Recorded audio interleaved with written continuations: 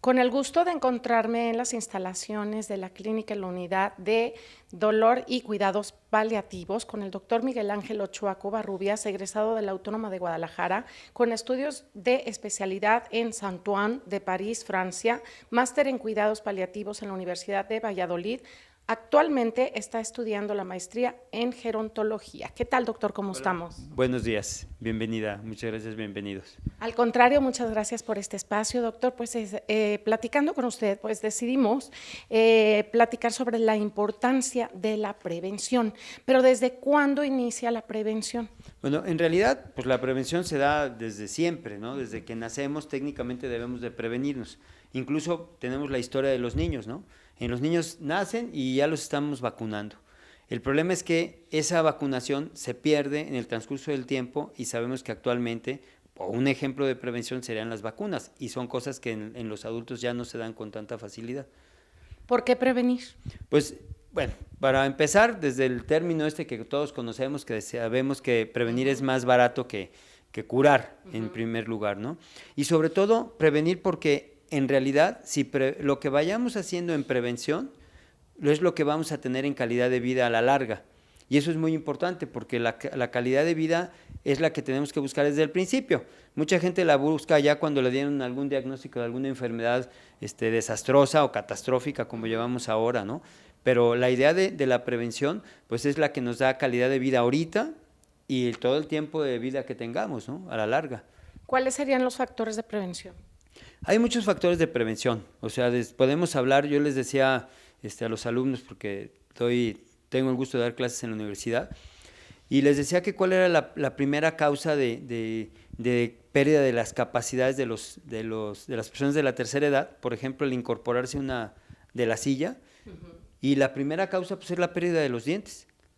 O sea, en realidad la gente empieza a perder los dientes y deja de comer proteínas. Si nos ponemos a hablar sobre las proteínas, pues son las que nos dan estructura. Si no tenemos proteínas, entonces nuestros músculos están débiles y delgaditos.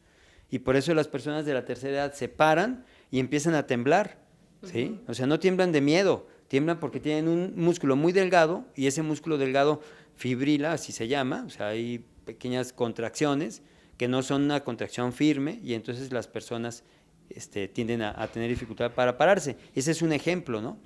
Pero entonces podemos hablar de los ojos, ahora que sabemos que en México el 50% de los mexicanos serán o son diabéticos, todas esas personas tendrían que llevar preventivamente un control con el oftalmólogo, por ejemplo. O sea, hay muchos aspectos que tenemos que saber, que tenemos que prevenir, porque si no, vamos a tener una mala calidad de vida a la larga, ¿no?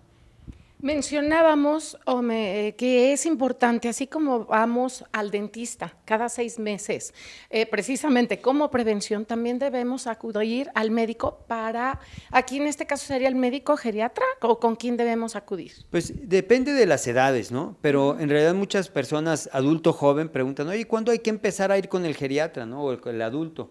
O sea, realmente con con el geriatra no hay que ir a los 80, a los 90 años. O sea, en realidad con el geriatra hay que empezar a ir a los 30, 40, para empezar a entender cuál es el proceso del envejecimiento y qué estamos haciendo en esa edad que nos está mermando la vida a la larga.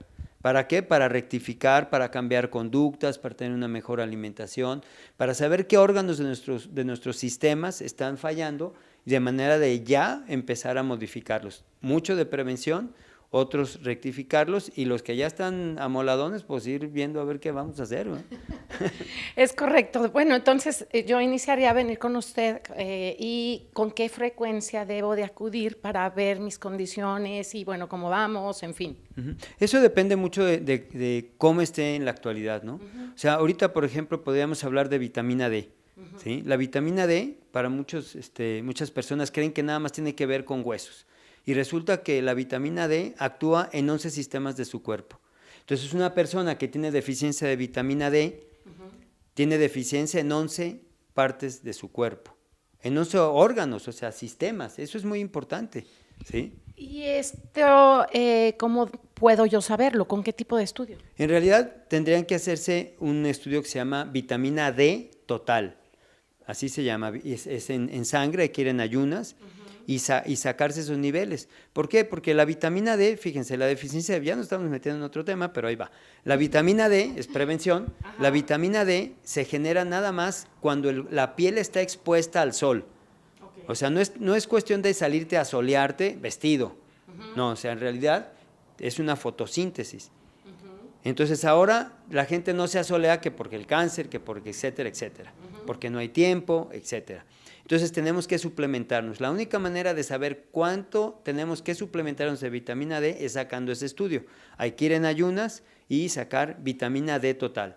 Y a partir de eso tener más o menos niveles de entre 70 y 80 nanogramos por mililitro, esa es una cifra que su médico lo sabrá entender, para que sea niveles funcionales, porque hay gente que tiene 30 y dice, bueno, pues estás en el límite inferior, ahí la vas haciendo, y no es cierto, tienes que tener niveles funcionales. Ese es un aspecto de la prevención, por ejemplo. ¿Por qué? Porque la deficiencia de vitamina D le puede dar desde esquizofrenia, depresión, hasta cáncer de mama, próstata, colon y páncreas. Entonces, además de la que ya conocida osteoporosis, ¿verdad? Bueno, osteoporosis, pero es osteoporosis porque a la hora que da hay que revertirla. Entonces, fíjese la cantidad de enfermedades desde problemas infecciosos, problemas inmunológicos, problemas de diabetes. O sea, hay estudios muy serios en Canadá y en los Países Bajos en donde han demostrado que la deficiencia de vitamina D es un factor importante para tener diabetes. Y bueno, aquí en México encontramos también muchísimo diabetes. ¿Puede ser uno de los factores, además de que hay muchísimo consumo de azúcar? Claro, además de que el azúcar ya sabemos que es terrible, nada más se pueden consumir 5 cucharadas de azúcar, eso ténganlo en cuenta, y estamos hablando no nada más del azúcar cuchareada, ¿verdad? Eso está por la Organización Mundial de la Salud, no lo inventé yo. A ver, por ejemplo, un refresco de cola, ¿cuántas cucharadas de azúcar contiene? Pues aproximadamente. Aproximadamente 11 a 12 cucharadas de azúcar. Eso quiere decir que ya me tomé, tomándome lo de 3 días. ¡Qué barbaridad! Bueno, pues para eso es un aspecto que tenemos que tener conciencia. ¿Por qué? Porque si le están dando a los niños juguitos de esos de marcas Tetra Pak que vienen en sus paquetitos esos, aguas. O sea, sí tenemos que entender que ahorita, si no hacemos prevención en esos niños, o sea, a los 20 años, 25 años van a ser diabéticos, que ya van a tener amputaciones, van a tener ceguera, van a tener problemas renales. Entonces, por eso es importante la prevención, es uno de los factores que tenemos que ya entender que tenemos que hacerlo, ¿no? Doctor, ¿qué otras medidas de prevención? Bueno, hay que acordarnos que el ejercicio es básico. O sea, es muy importante movernos. Hay un proverbio chino que dice que agua que no se mueve se pudre, y en realidad lo podemos llevar al cuerpo y eso sucede. O sea, la gente que no se mueve, sus articulaciones se pegan, en realidad se pegan. Ahora, es muy importante darnos cuenta que el ser humano está hecho para caminar. ¿A quiénes usted puede revisar en su consulta? Aquí atendemos pacientes prácticamente de todas las edades, porque tenemos aquí en la unidad de dolor y cuidados paliativos tenemos desde licenciados en fisioterapia, nutrición, psicología, tenemos la cámara de crioterapia de cuerpo entero y medicina. Entonces lo que se pretende es ser un centro donde pueda acudir toda la familia, ¿verdad? Pero en realidad atendemos más adolescentes a personas de la tercera edad. Y hablando en prevención, pues precisamente aunque estemos sanos, necesitamos acudir al médico y ya depende de cómo realmente nos encontremos, pues ya sería la frecuencia, ya sea cada medio año o cada año, en fin. Así es muy importante y prevenir en todos esos aspectos, ¿verdad? O sea, por eso tenemos fisioterapia para las gentes que no pierdan masa muscular, por ejemplo, y que se mantengan activos las personas de la tercera edad, psicología porque el estrés es un factor muy importante que está haciendo estragos en la sociedad, ¿verdad? Y nutrición, en donde utilizamos desde nutrimientos hasta alimentos muy concretos, ¿no? Doctor, muchísimas gracias por esta información y por su tiempo. A usted para servirles. Muchas gracias.